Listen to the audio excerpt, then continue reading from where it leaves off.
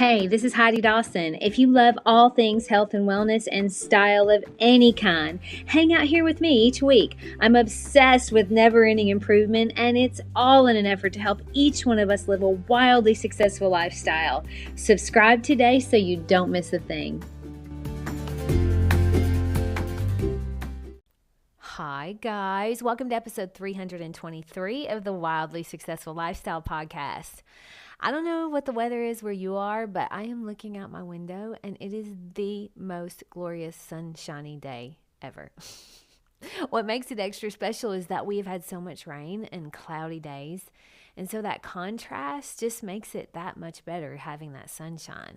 But that's how life is, right? If you didn't have the bad times, the good times wouldn't stand out as much. Just a thought as I'm staring out my window. Okay.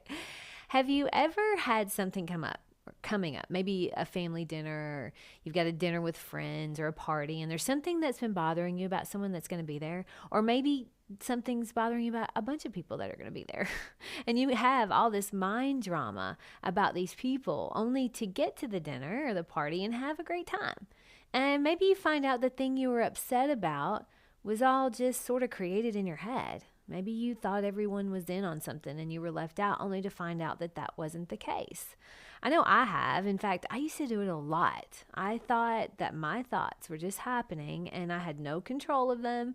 Or rather, I really never even thought about being able to control them. I just thought that's what made me me. So I didn't even think I could change it. I thought it was just how life was. I remember I'd have these periods of feeling really bad and being really bitter about something.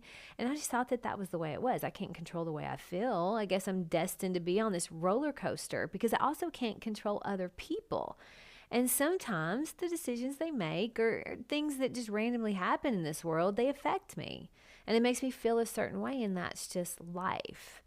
Sounds reasonable, right? Reasonable maybe, but is that how it has to be?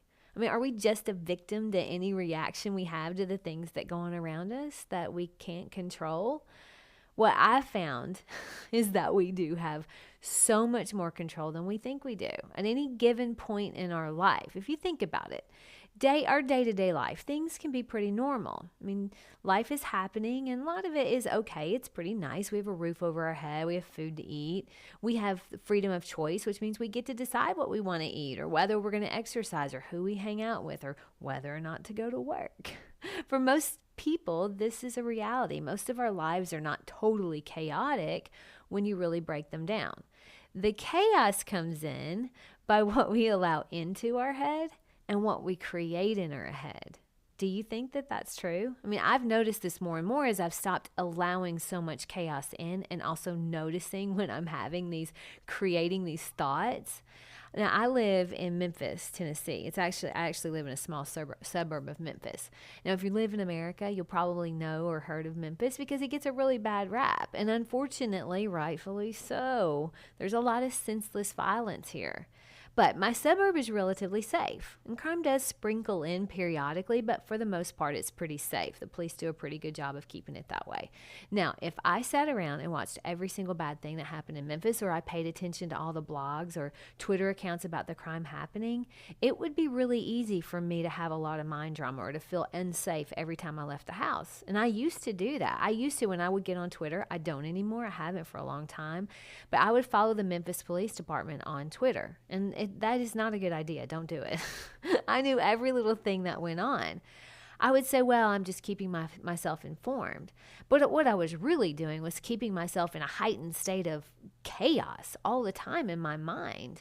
I mean, I would still be doing the same things I always did and do still today, going to the same places, but I had this underlying feeling of chaos and fear. But since I've cleansed my life of that news and Twitter and Facebook, which were most of the places that I would get that drama online, now I'm cautious, of course, but I'm not expecting something to happen and I'm not creating things in my head that could happen or thinking about them over and over. I'm simply aware of my surroundings without all of the mind drama. You see, you can be safe and not allow in the constant chaos. Same goes for politics and news and any of the latest crises that they're showing on TV. How much of your valuable time are you allowing to go towards things that are making life feel chaotic when really your day-to-day life is okay? Now, my life feels much less chaotic since I started choosing what I will allow and what I won't allow. You get to do that. You don't have to allow any of it in. Now, of course, there are still going to be people in your life. We're social creatures, so you're going to have people in your life that you probably are not going to be able to avoid forever. But we have feelings that we have to deal with about that too, right? Let's think about that though. So much of that chaos is a choice too, because we create a lot of the drama in our heads. So for me, for example, I used to really be upset about my family and the whole religion thing. If you listen a lot, you'll know that because I used to talk about it a lot more. But I created a lot of anxiety and drama in my head when I wasn't around my family. But when I was with them, there was never anything but laughter and fun and enjoying each other's company. So which was true? The chaos I created in my head or the way we feel about each other when we're together? I've talked a lot about this in past episodes, but I used to pull away from my family because I thought they were pulling away from me. I'd created that in my head. I would create these scenarios that my parents were spending all this quality time with my sisters that are still in the religion, and I was being left out because I wasn't. Honestly, though, that was not the case. Since I've been reaching out and I've been making a concerted effort to be in my parents' and my older sister's life, I found that it's not true. My parents they were not seeing anybody that much. They really thought we were all too busy to just come see them when it was me pulling away because I was creating mind drama. How crazy is that? They're so happy anytime we're making an effort to visit. My mind drama was creating a rift that wasn't there. Now, I still have moments where there is mind drama, but I catch it and flip it around now rather than continuing down that drama path. I'm going to talk about why and how in just a minute. So my brain used to just be allowed to run amok, taking in whatever negative information I could find that would give me a quick dopamine hit. I was addicted to that dopamine hit. And I would go down rabbit holes of scenarios where I would create ideas about my family or friends that many, many times turned out to not even be close to the truth. My brain was having its way with me, and I thought I was powerless to stop it. Enter meditation. Now, I purposefully did not mention meditation until now because I know that some of you, just like I used to, would roll your eyes and maybe even turn off the episode altogether. It's okay. I understand. Trust me. But hear me out. So I was in yoga this morning and my instructor said something like, life is created by 3 C's. And then she proceeded to tell us what those 3 C's were: choices, chances, and changes. Now, I hadn't heard this one, so I thought, okay, sure, I'm listening. You got my attention. And she mentioned that a few more times about the 3 C's. And then at the end of class, she said, in life, you have to make the choice to take a chance if you ever want anything to change. And that got me. So true. We can all go through life with no intentionality and no discipline and just allow life to happen and things would be okay, that you take what comes at you every day and you wake up to do it again and then wonder when things are ever going to change for you. But in order for things to change, you got to do something different.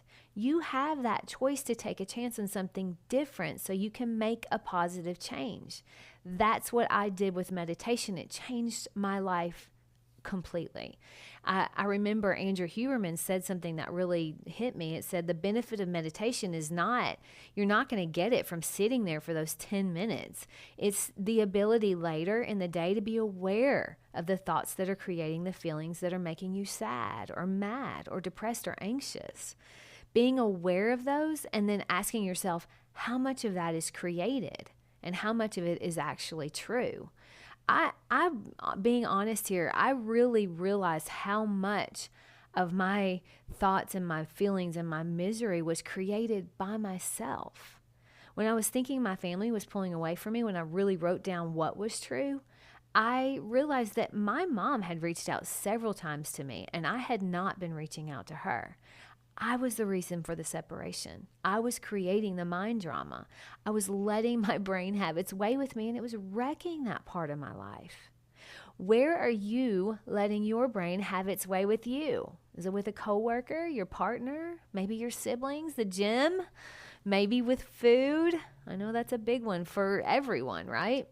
But we have so much more power over our life than we realize, because life happens, which causes you to have a thought, which creates a feeling, which is why you take action, which ultimately decides the results in your life. Now, there's only one thing in that statement, that life that you don't control, and that's that life is going to happen, because you control your thoughts, which controls your feelings, which is why you act, which is ultimately what decides the results in your life. See, you get to decide what you're going to make anything mean. And left to autopilot, your brain is going to go into drama mode. Everyone's is, if left unchecked. That's why you have to manage it. And the way I learned to do that, and the best way I can tell you to do that, is by meditation. I started out about around 15 minutes, because that was what, at the time, I was listening a lot to Esther Hicks and Abraham, and that's what she had, a 15-minute meditation. But now I meditate every day for about 20 minutes, basically 20 minutes. It's training me, though, to notice my thoughts. I'm happier than I've ever been, because my brain is no longer allowed to have its way with me, and it still tries. But I quickly rein it back in. My challenge to you today is to choose to take a chance so that your life will forever change. Practice meditation for at least 10 minutes every day for the next 30 days. Now, I personally love the Calm app. I do Jeff Warren's 10-minute meditation every day, and then I set a timer for 10 minutes, and I do my own creative meditation, where in my mind I focus a spotlight on different parts of my body, directing the light as I see fit. And basically, I'm showing my brain who's boss. Trust me, your brain's like a dog. It's much happier when it has an alpha around. And just like a dog, your brain will also have its way with you if you let it. So you got to be the alpha. I think it's the only place in my house that I'm an alpha, and that is just fine with me. For now, anyway. Share this with 2 people today that maybe would enjoy a less chaotic mind. I love you guys. I'll talk to you in a few days. Don't forget to subscribe and share with your friends, because we're just going to keep going bigger and better places together, and I love that about us. Talk to you in a few days.